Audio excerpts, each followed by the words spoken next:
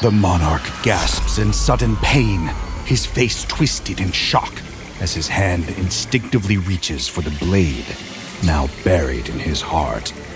His trembling eyes trace the dagger's hilt, only to meet the cold, piercing gaze of his assassin, his trusted advisor.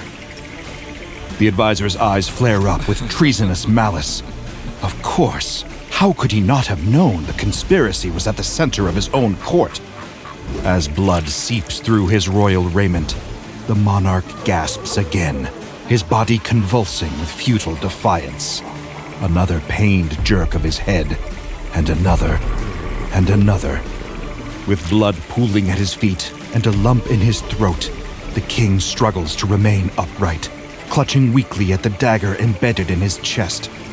With his final breaths, he gives a whispered soliloquy about the brevity of life, about how sovereigns often become prisoners of their own authority, about how those closest to you are the most likely to reach out and stab you in the heart, all while he's supposed to be dying.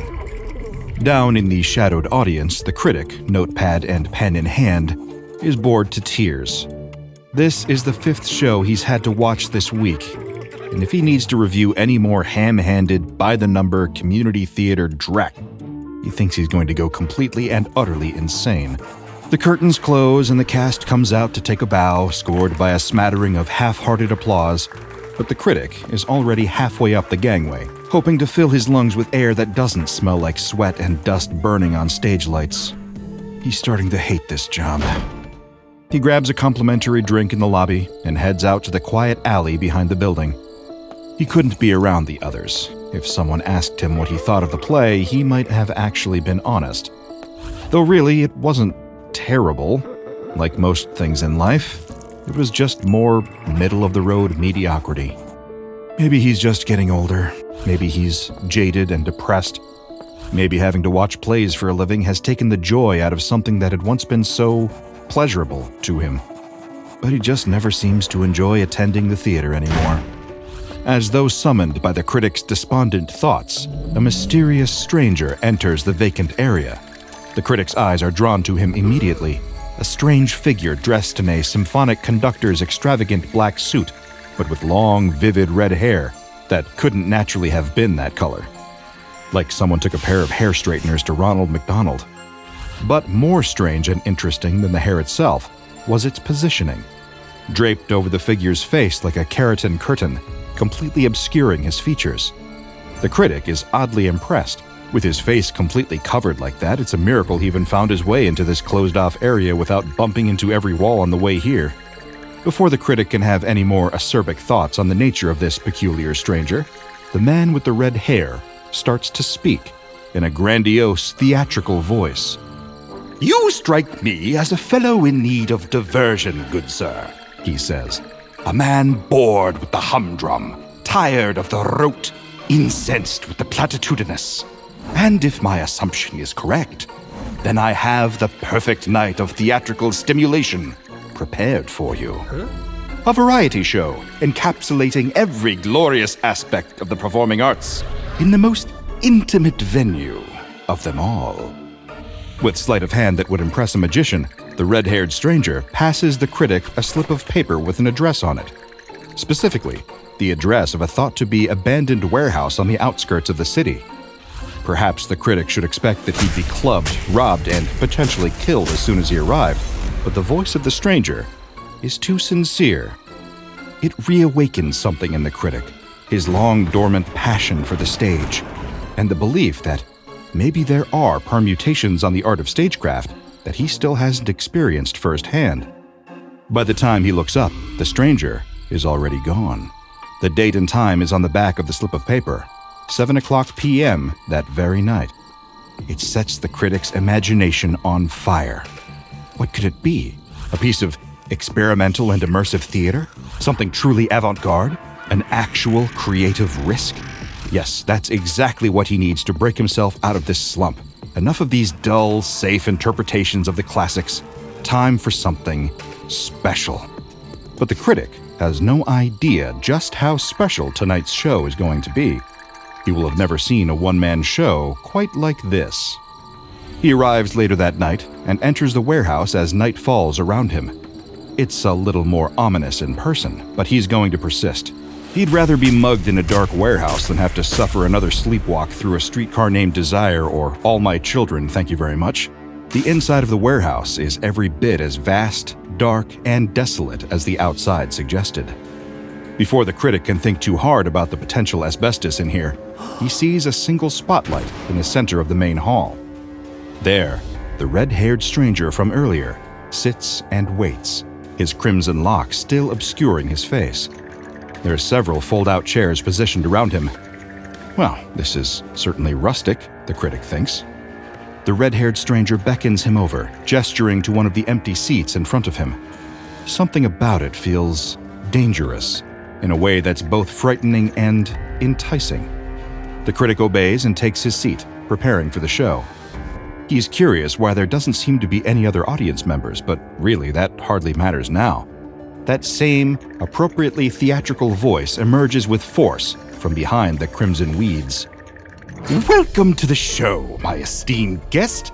Prepare to be entertained, scintillated, and spellbound by an array of multidisciplinary performers prepared to astound our audience with every imaginable permutation of live storytelling. His host, the red-haired stranger, doesn't say another word. Instead, without any assistance from its owner, his bangs part like curtains, revealing something completely impossible underneath. The man has no face. Instead, it's a stage. A perfect little stage embedded in his skull. The critic should be horrified. He should run away. But he doesn't. He's spellbound by what he's seeing. It seems like the perfect piece of performance art to kickstart his jaded mind. Then, things get even stranger.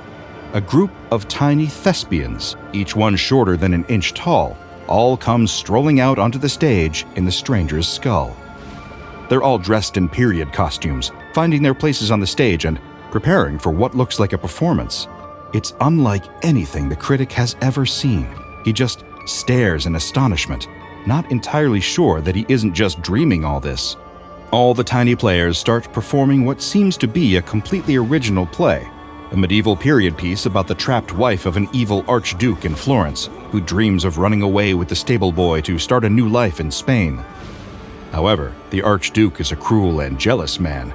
He would surely have his wife locked away and the stable boy tortured and killed if he ever found out about their union. The archduke's wife is sure that her vindictive husband would chase them to the ends of the earth to get his retribution if they simply ran. So, with the help of a wily nobleman looking to encroach on the archduke's land, the wife and the stable boy hatch a cunning plan. They will murder the archduke during his grand birthday feast. Then, they can escape with his fortune and begin a new life, far from the shadow of the woman's cruel and tyrannical husband. In terms of its general concept, the critic rather enjoys it. But even in the fantastical scenario of seeing a play performed inside a person's skull, he can't turn off the part of his brain that engages with the quality of execution. And that's where this play is sadly, severely lacking. All of the actors don't feel like real thespians as much as they feel like people randomly dragged in off the street, just trying their best to get through the material. The actor playing the Archduke keeps coughing and apologizing during the middle of his lines. Some of the lines of the Archduke's wife are delivered so quietly that the critic struggles to even hear what she's saying, and the actor playing the stable boy seems so gripped with stage fright that he barely looks up from his feet during the entire performance. Watching it is one of the most surreal experiences of the critic's life. The fact that not only this insane, impossible situation is really happening, but that it also kind of sucks. The critic cringes as the play goes on.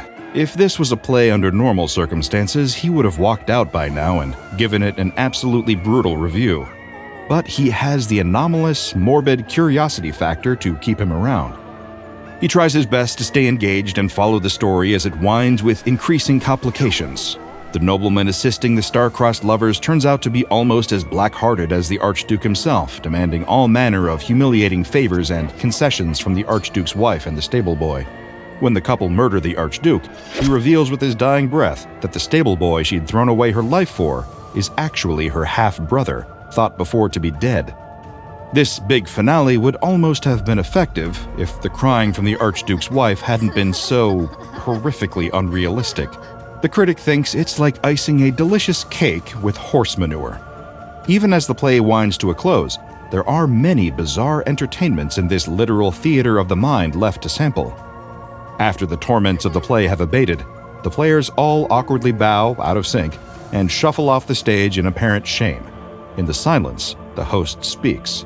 "So ends the tragedy of our ill-fated lovers," the man with the stage for a face calls out. "And now, a balm for your soul, a taste of spellbinding magic and enchantment, the amazing Mysterioso!" The curtains of hair close briefly, but before the critic can ask a question or exit stage left, the hair curtains open once more. A man dressed like a magician stands alone on the stage, with a large trunk full of what the critic can only assume are props. "Oh, this ought to be good," he thinks. First, the magician produces a tiny pack of playing cards from his jacket and begins to shuffle them. However, while shuffling, he actually stumbles and scatters the cards all over the ground.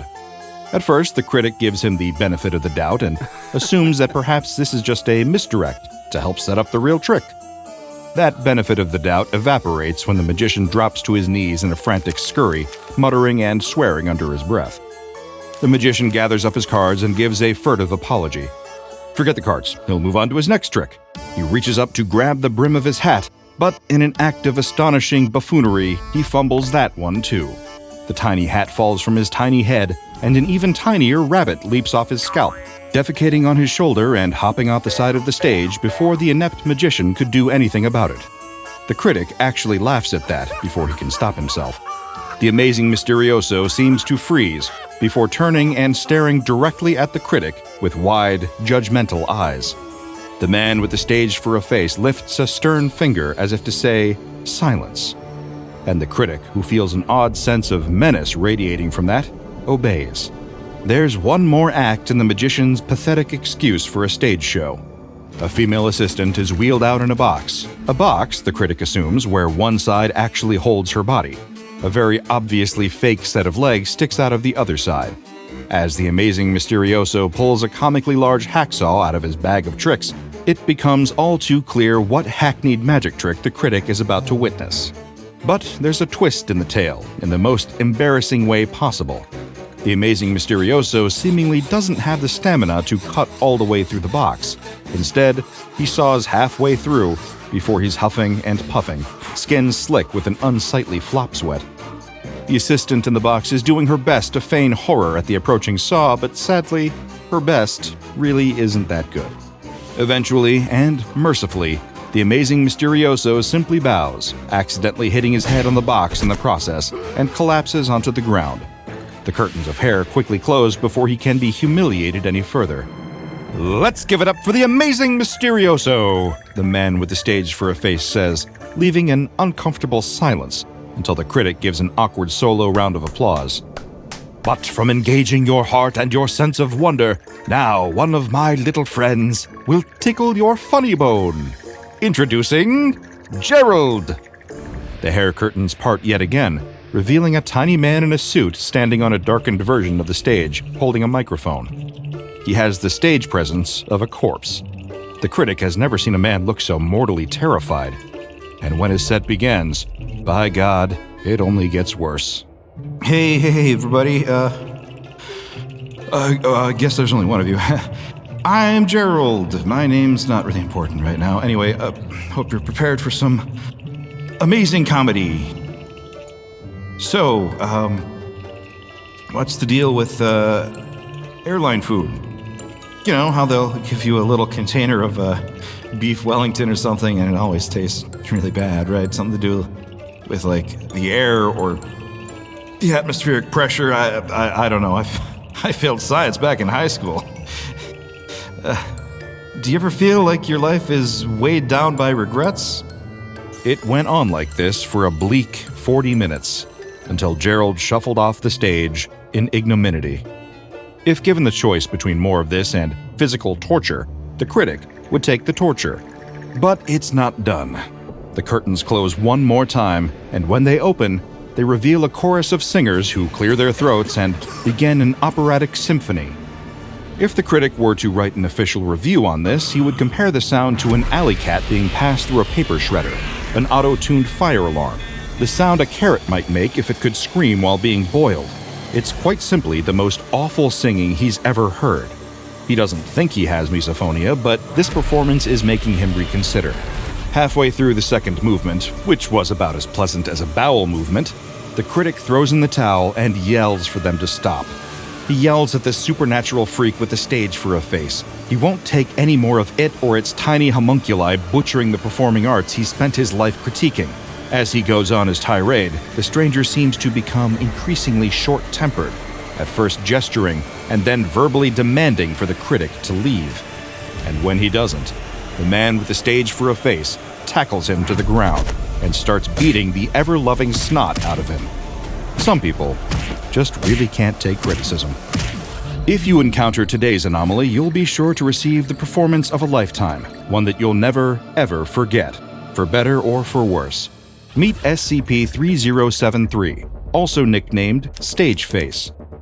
This humanoid anomaly might not seem worth much regard at a distance. He's a man of European descent with long red hair draped over his face, clad in the standard classy uniform of an orchestra conductor. Perhaps a little eccentric, sure, but hardly anomalous. That is, until he parts his hair like curtains on opening night and reveals his true secret. There's no face behind the hair, just a tiny theater, where even tinier players strut and fret their hours upon the stage. Despite his lack of the necessary facial features, he's more than capable of both speech and visual processing. He's also a sterling communicator, capable of speaking in a wide variety of languages, though he seems to have a preference for the Western European mainstays: English, French, German, and Italian. He's had plenty of time to perfect his skills. When asked how old he was by Foundation researchers, he replied that he was as old as the stage itself, which makes him at least several millennia old, thanks to the dramatic stylings of the ancient Greeks. But I'm aware that you're less interested in the languages he can speak and the anomaly's age than the collection of 113 tiny players, designated SCP-3073-1, that live inside his head and perform all manner of dramatic flourishes. From the thespian tradition of acting out classic Shakespeare and Euripides, to operas and symphonies, to even stand-up comedy shows and Penn Teller-esque magical performances, all the entertainment you'd ever want, contained within one face. There's only one problem. It's all terrible. I know, everybody's a critic, but in this case I'm referring to a broad consensus of researcher opinions on the quality of the SCP-3073-1's performances. In live scripted performances, the acting is stilted and wooden. The players seem to show the signs of severe stage fright, often forgetting or slurring key lines. The musical performances aren't much better. They've been described by one of the more easygoing researchers as an ear-splitting cacophony. And one of the magic shows that involved pyrotechnic elements set SCP-3073's hair on fire, resulting in Foundation guards needing to put him out with a fire extinguisher. The anomaly is clearly self-conscious about the poor quality of the performances to some degree, and never draws attention to it personally. When asked, it also avoids the question by any means necessary. All this has led to the assumption that the players within the anomaly's head are not experienced actors, though the anomaly feels warmly towards them, referring to them as his little friends. While SCP-3073 is mostly very cordial, one way to change that is breaking theater etiquette, which is to say, behaving improperly during one of his performances. For minor misbehavior among the audience, the anomaly will verbally tell off the offender and warn them not to disrupt the show again. If you talk or boo, the tiny players will all stop performing and stare directly at the audience member. If this persists, the anomaly will tell them to leave, and if they don't, it will try to remove them by force, displaying strength typical of an adult man of average build. If the largest threat that this anomaly presented was the risk of a mild scuffle, then the Foundation wouldn't have any concerns regarding SCP-3073. But one particularly infamous incident appended to SCP-3073's case file suggests that there may be more than meets the eye to this supernatural sentient stage. Incident 3073 started off as a rather standard Foundation test.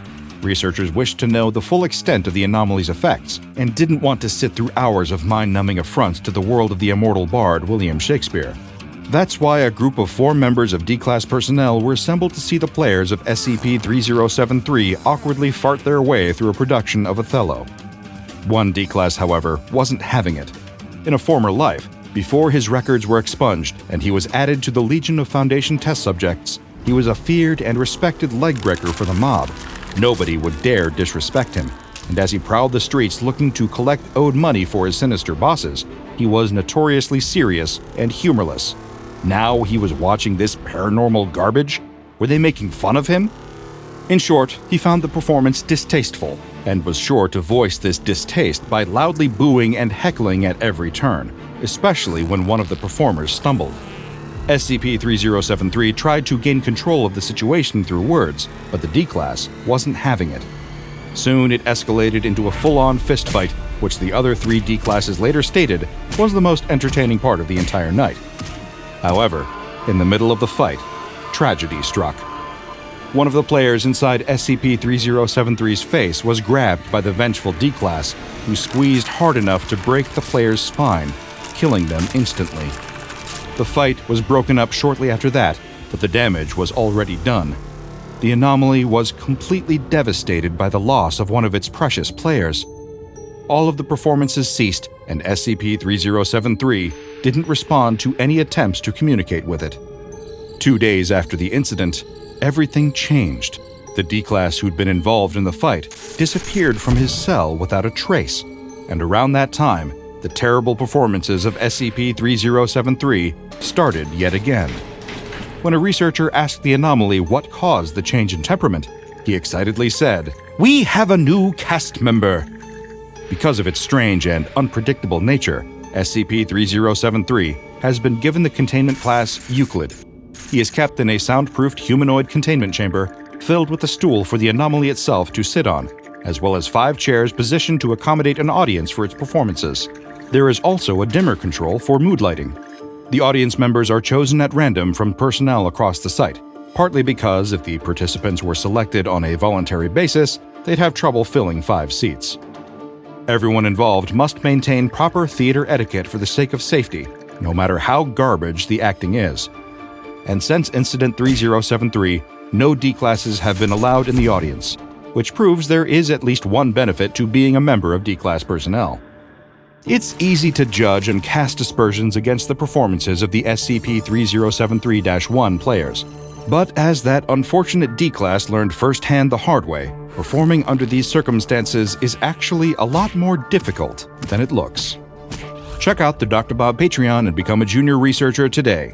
Now go and watch another entry from the files of DrBob, like SCP-189, Hair Imitating Parasite.